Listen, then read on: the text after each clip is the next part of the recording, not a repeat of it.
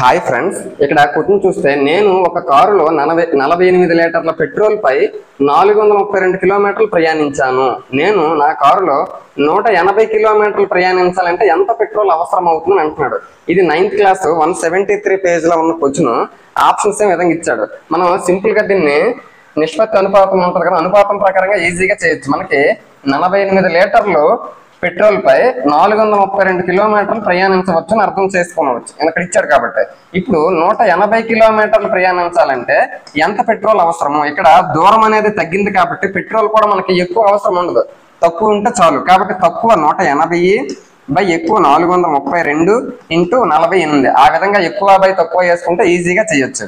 ఇప్పుడు చూస్తే ఇది 8 తోటి 8 6ల 8 5 40, ఇంకా 3 పక్కన 2 అంటే 32, 8 4 32, 6 తోటి 6 1 6 9 9 1 9 20. అంటే ఓవరాల్ గా 20 లీటర్ల పెట్రోల్ ఉంటే 180 కిలోమీటర్లు ఈజీగా ప్రయాణం చేయొచ్చు. Option 3 is the correct answer. Thank you.